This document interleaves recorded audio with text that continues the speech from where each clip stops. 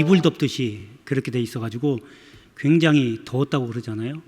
그것 때문에 지금 태풍이 우리나라로 오다가 중국 쪽으로 빠지고 일본 쪽으로 빠지고 이번에 온 그 산산이라고 하는 태풍은 지금 그 우리 쌓이고 있는 그 고기압 테두리를 따라서 간 거예요. 그게 이제 바로 일본 열도를 따라서 관통을 해서 지금 다 안 빠져나갔대요. 지금도 속도가 굉장히 느리게 가면서 지금 일본 안에 내륙을 관통하면서 지금 따라서 올라가고 있대요. 지금 이제 중부지방 와 있대요. 남쪽부터 시작해 남쪽에 오키나와부터 거쳐서 지금 나가사키를 해가지고 지금 계속 올라왔고 중부지방에 지금 거쳐서 수도권이 지금 엄청나게 지금 피해를 보고 있다고 합니다. 벌써 사망자만 수십 명이 지금 나타나고 있다고. 이게 빨리 가버리면 괜찮은데 위력도 굉장히 세대요. 그러니까 우리나라에 있는 고기압이 못 오게 막은 거예요. 그러니까 설명은 그렇게 하지만 근데 이렇게 보면요, 태풍도 한 번은 지나가야 돼요. 그 태풍이 없으면 좋은 것도 있지만 안 좋은 것도 있잖아요. 전 농사에 대해서 잘 모르지만 뭐 농사 짓는 분들은 태풍이 한 번 오긴 와야 된다는 얘기를 하거든요. 뭐 안 오면 벼농사 같은 거는 뭐 그냥 거뜬하게 지낼 수 있겠지만 또 비가 어느 정도 내려야 또 좋은 열매를 맺을 수 있는 것도 있으니까 하여튼 그래요. 그런데 지금 기상청에서 지금 그 주의 깊게 관심을 갖고 있는 게 이제 날씨가 선선해지잖아요. 추석을 전후로 해서. 그러면 그때쯤 돼서 태풍이 하나 더 올 수 있대요. 그때는 지금 우리나라를 덮고 있는 이중의 그 고기압이 물러가고 이제 저기압이 이렇게 올라오니까 우리나라로 올 가능성도 많다고 합니다. 그래서 지금 엄청난 피해를 보고 있는 일본도 그냥 남의 나라 이야기라고 생각하지 말고 지금 저들이 이제는 아예 우리 보고 독도에서 훈련하지 말라고 명령까지 내리잖아요. 이건 기고만장한 일이긴 하지만 그로 인해서 하나님께서 이렇게 행하신다고 볼 수도 있겠지만 당하는 입장에서 보면 굉장히 아픈 거예요. 자기 알고 있는 가장 친한 사람들이 죽어가고 살던 집이 무너지고 시설들이 자꾸 이렇게 파괴되는 모습은 참 마음이 아프죠. 또 선교하고 있는 교회들도 선교사님들도 많이 있을 거고 그래서 위에서 기도하시고 지금부터 미리 기도하세요. 앞으로 오게 될 태풍을 놓고 기도하십시오. 미리 하시고 당하고 나서 그냥 오자마자 그때 그냥 불이 났게 하지 마시고 이게 기도 쌓아놓는 겁니다. 그렇게 해서 앞으로 한 개, 두 개 정도가 태풍이 올 것이라고 기상청에서 내다보고 있지만 이런 기도로 준비 잘해서 잘 넘어갈 수 있도록 그렇게 해주시길 바랍니다. 할렐루야. 여기 다 대부분 농사 짓고 계시잖아요. 그러니까 위에서 같이 기도하시기 바랍니다. 자, 오늘은 성령의 능력으로 부흥하는 교회라는 제목인데 오늘은 총회주일이라고 합니다. 그러니까 총회에서 1년에 한 번씩 이렇게 총회장이 바뀌면서 주제가 바뀌어요. 근데 올해는 이제 9월 달에 항상 있거든요. 근데 그 성령의 능력으로 부흥하는 교회라고 하는 주제를 이렇게 정했다고 공문이 내려왔어요. 우리가 부흥 그러면 작년에 이미 우리는 부흥하게 하소서라고 하는 표를 가지고 예배의 부흥, 신앙의 부흥, 관계의 부흥 이런 세 가지 실천 항목을 가지고 애써왔고 노력했어요. 그래서 부흥이라고 하면 우리가 대체적으로 외적인 부흥만을 이렇게 주목을 하고 있거든요. 그래서 건물이 한 채에서 세 채, 네 채로 늘어난다든지 그러면 우리 부흥했다. 교회가 그렇게 되면 부흥했다라고 하죠. 또 회사나 이런 건물들이 여기 본점에 서울에 하나 두고 지점에 논산에 하나 지점 두고 또 좀 있다가 부산에 지점 두고 하면 회사가 성장했다, 부흥했다 이렇게 할 수 있어요. 그렇게 외적인 팽창도 부흥이라고도 할 수 있고요. 또 교인 수가 늘어나면 우리도 또 부흥이라고 하죠. 그러니까 이런 거 다 뭐냐면 외적인 부흥, 외적인 팽창이라고 하는데 뭐 이것도 좋은 일이죠. 근데 더 중요한 건 내적인 부흥이 정말로 중요한 겁니다. 내적인 부흥이라는 것은 내적으로 회복하고 성장하는 거. 이것이 정말 중요한 겁니다. 개인 한 사람 한 사람이 정말 알짜가 되는 거죠. 여러분, 축구는 11명이 하잖아요. 축구할 때 보면요. 다 보면 메인이 되는 사람들 몇 명 없어요. 한 2명 정도, 3명 정도. 뭐 손흥민, 황희찬 뭐 이런 축구 대표, 국가대표들 선수들 있잖아요. 이런 선수들 외에는 뭐 그렇게 그냥 그렇고 그런 것 같다고 생각을 하죠. 그러니까 부흥이라고 하는 것은 내가 정말로 그 사람이 그 어느 그룹이나 단체에 이루고 있는 내가 구성원이 나 하나가 변화돼서 회복하고 성장한다라고 하면요, 이거는 막강한 힘을 지닐 수 있습니다. 축구 11명이 하지만 11명 전부 다가 정말 손흥민 같이 월드 클래스의 그 레벨을 가지고 있다라고 하면 뭐가 무섭겠어요. 근데 그게 안 되잖아요.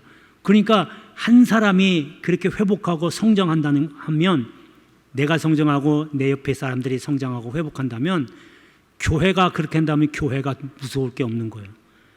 내 회사가 실질적으로 정말 엘리트, 모든 전 사원이 엘리트가 된다면 그 회사는요 막강한 회사가 되거든요. 그래서 여러분, 부흥이라고 하는 것은 외적인 부흥도 필요하겠지만 더 중요한 건 내적인 부흥이 정말로 중요하다라고 하는 겁니다. 그런데 그 내적인 부흥과 외적인 부흥을 다 함께 이룬 교회가 바로 초대교회입니다. 이 초대교회는 어떤 그런 원동력이 있었길래 내적으로 외적으로 부흥할 수 있었는지 오늘 함께 살펴보겠습니다. 자, 첫 번째는 전도하는 교회였다는 겁니다. 자, 여러분 말씀의 초반에 보면요, 31절에 그리하여 온 유대와 갈릴리와 사마리아 교회가 라고 하면서 이제 시작을 해요. 그러니까 그런 교회, 유대에 있는 교회, 갈릴리에 있는 교회, 사마리아 지역에 있는 교회들이 이렇게 됐다라고 이제 설명을 하거든요. 그런데 그 앞에 뭐라고 써 있냐면 그리하여. 그러니까 그리하여는 그래서라는 뜻이에요. 앞에 있는 어떠한 내용들을 때문에 이렇게 됐다라고 이제 표현하는 거죠. 그러면 그리하여라고 하는 말 앞에 어떤 내용이 있었냐 하면, 내용은 이런 겁니다. 사울이라고 하는 청년이 예수 믿는 사람들을 잡아다 감옥에 넣었어요. 핍박을 한 거죠. 그 사울이 다메섹에 가서 또 예수 믿는 사람들을 잡으려고 갑니다.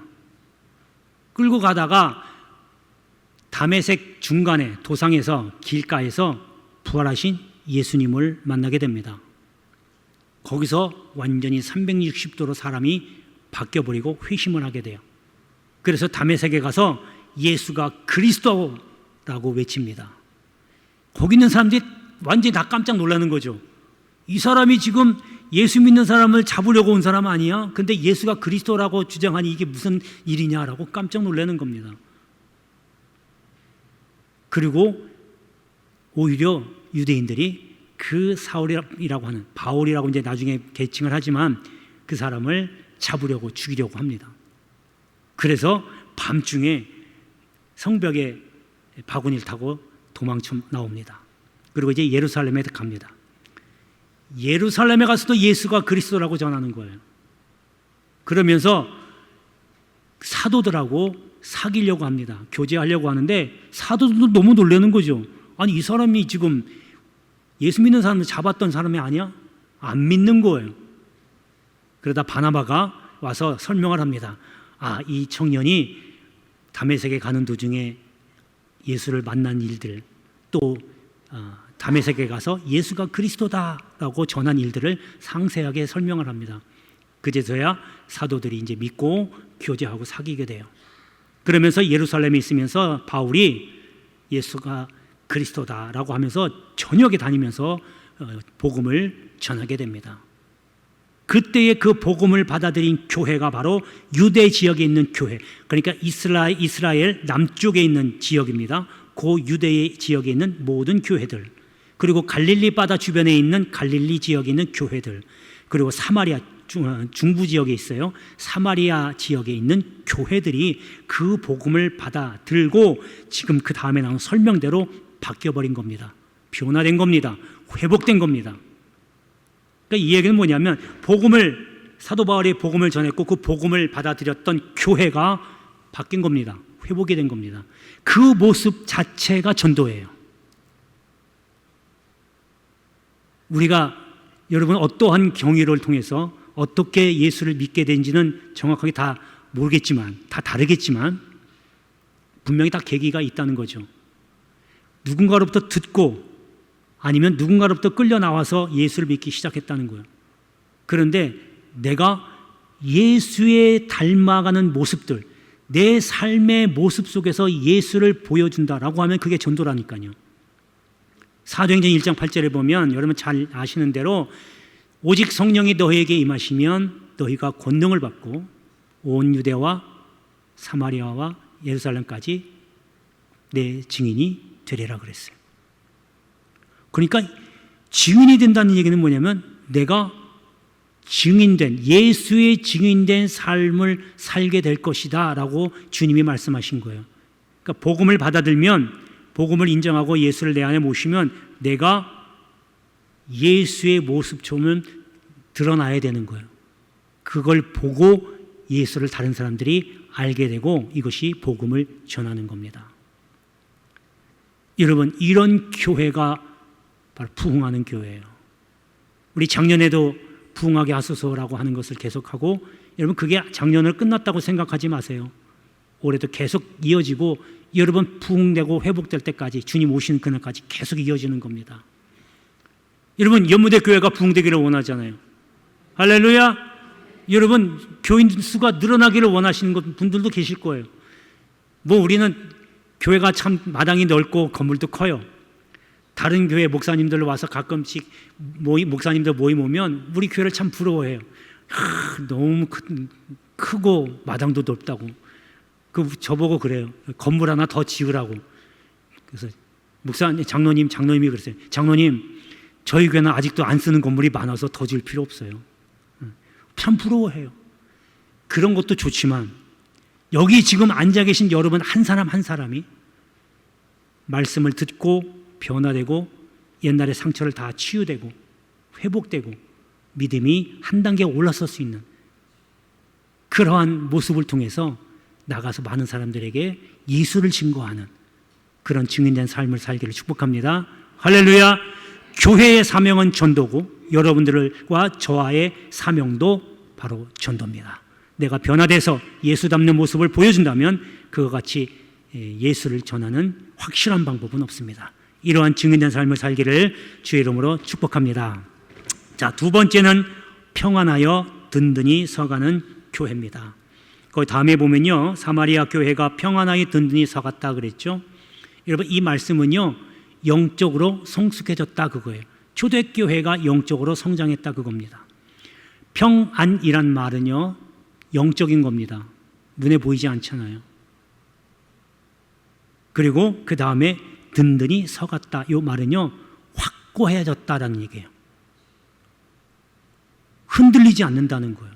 그러니까 교회가 어떤 이단 세력이 와도 어떤 누군가가 흔들어 놔도 교회가 절대로 흔들리지 않는다는 거예요. 이거는 우리 교회가 아마 그런 것 같아요. 우리 교회는요, 말씀이 중심이 돼가지고 말씀도 많이 읽으시니까 그 누군가 와서 막 흔들어도 안 흔들리는 교회입니다. 저는 분명히 그걸 믿어요. 여러분들은 안 믿기시나 봐요. 아멘도 안 하시는 거 보니까. 근데 이제 이 평안함 교회, 평안이 들어와야 되는 것이 중요한 거죠. 여러분, 보이는 것에는요, 거의 대부분이 육에 속한 겁니다. 사탄에게 속한 게 많아요. 뭐 아닌 것도 있지만 거의 대부분 99%가 다 그래요. 보이지 않는 것도요, 마찬가지로 사탄에 속한 게 있고 하나님께 속한 게 있어요. 시기, 질투, 욕심내고 자기 주장만 내세우는 것들은요, 결국은 시기, 질투가 따라오니까 이거는 사탄에 속한 거예요. 이건 눈에 보이지 않는 거거든요. 그러니까 우리가 분별을 잘해야 돼요. 어떤 게 눈에 보이지는 않지만 눈에 보이지 않는 걸 볼 수 있는 것도 은혜고 느낄 수 있는 것도 은혜지만 그걸 정확하게 분별해내는 것도 참 하나님의 은혜입니다. 그걸 구분해내면 내가 선택을 옳게 할 수 있잖아요. 아, 천국에 속해 있는 것을 선택해서 가자. 그래서 교회가 평안하여 든든히 서갔다. 여러분, 영적으로 성장하는 겁니다. 영적인 성장, 여러분 평안은 어떻게 얻어요? 제가 오후 때 가끔씩 말씀드리지만 주님이 주시는 평안입니다. 내 평안을 너희에게 주노니 곧 나의 평안을 너희에게 주노라 그랬잖아요. 내가 주는 것은 세상 것과 같지 아니하노니. 그죠? 그러니까 주님이 주시는 평안이에요. 그러면 주님이 주시면은 여러분 어떻게 받아내야 돼요? 주님과 가까이 있어야 주님이 주시요. 주님을 나 몰라 하고 주님과 등져 있는데 주님이 어떻게 평안을 주셔요? 여러분 우리가 가장 고민하고 걱정하는 게 뭔지 아세요? 대부분 뭐냐면 내 생각대로 안 돼서 고민하는 거예요. 하나님 뜻은 그건 아닌데 나는 내 생각대로 하려고 하나님께 구하는 거예요. 근데 하나님은 그건 아니야 안 주시거든요. 그래도 달라고 막 보채는 거예요. 그러니까 뭐예요? 내가 내 생각대로 갖고 싶은 거 갖고 원하고 싶은 거 얻고 내가 하고 싶은 거 해야 되는 거예요. 그게 안 되니까 고민하는 거예요. 여러분 그걸 왜 못 내려놓냐고요. 그게 하나님 뜻이 아니면 당연히 하나님 뜻대로 하옵소서라고 하나님께 맡기셔야죠. 그걸 내가 어떻게 해보려고 하니까 고민이 생기고 스트레스 받고 명이 짧아지는 거예요. 그게 내려놓는 거예요. 진짜 하나님한테 맡기는 게. 그렇게 하면 여러분 힘들겠지만 주님이 평안이 그냥 오는 거예요. 내가 주려고 하지 말고 주님 앞에 손 내미세요. 주님 나는 이렇게 생각하지만 주님 뜻이라면 내 생각 접겠습니다. 주님 뜻대로 하옵소서. 주님 겟세마네 기도에서 그렇게 했잖아요. 우리 아이가 취직하기를 원합니다. 대학에 가기를 원합니다. 이 대학에 원합니다. 네 아이는 그 학과가 내가 원하는 학과가 아니야. 하나님이 그렇게 지금 응답하고 계신데 굳이 그 학과면 가려고 고집하는 거예요. 그럼 안 되니까 스트레스 받잖아요. 재수하라고 그러고 거기 안 갔으니까 재수하라고. 애는 의사 될 생각이 없는데 본인이 의사 못 됐다고 대리만족하려고 의사 되라고 막 강요하고, 아이는 공대에 취미가 있는데 자꾸 외교관 가라고 그러고 업문계 가라고 그러고, 이게 안 맞는 거예요. 이러면 평안이 올 수가 없어요.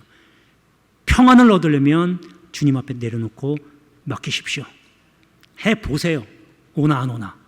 여러분 그러면 지금까지 내가 세상에서 어떤 이런 복권 살 일은 없겠지만 어디 합격해서 기뻐하고 어디 붙어서 기뻐, 이런 기쁨하고는요 상상을 할 수가 없어요. 이건 해본 사람만이, 가질 수 있는 사람만이 느낄 수 있는 평안입니다. 이러한 평안을 다 가게 되기를 주의 이름으로 축복합니다. 자, 세 번째는요, 주를 경외하는 교회입니다. 자, 그 다음에 보면요, 주를 경외함과라고 되어 있죠. 여러분 신앙생활은요 항상 굴곡이 있어요. 신앙생활이 참 잘 될 때가 있어요. 믿음이 막 솟아날 때가 있어요. 반면에 또 믿음이 팍 꺼질 때가 있어요. 오르락 내리락 거려요. 항상 일정한 게 아니에요.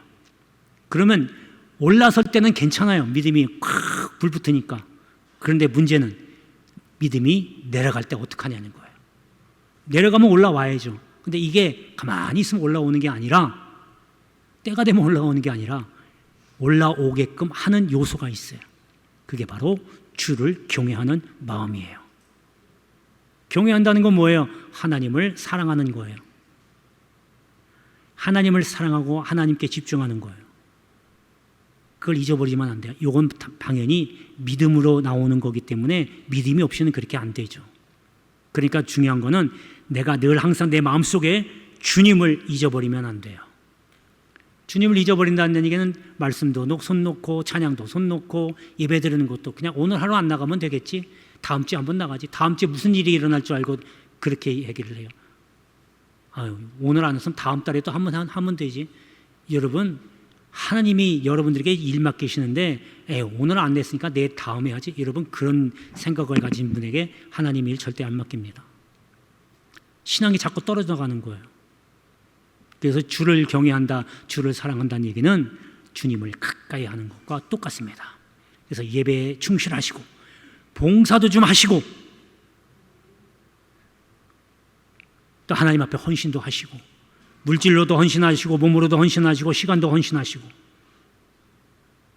여러분 11조 새벽기도 하잖아요. 여러분께 기회 드리는 거예요. 뭐 제가 그거 지켜서 제가 복 받자고 하는 거 아닙니다. 저는 매일 새벽에 나와서 기도하기 때문에 특별히 11조 새벽기도 필요 없어요. 여러분들에게 기회 주는 거예요. 나와서 기도하고 복 받으라고. 여러분, 제가 복을 줍니까?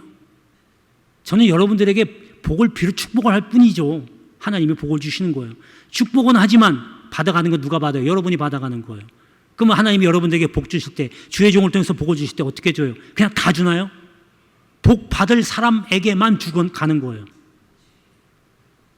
그냥 무지막스럽게 그냥 무조건 자기 할 도리 다 안 해놓고 목사님 축복해 주세요. 축복해 하죠. 하나님께서 주시나 봐요. 안 주시거든요.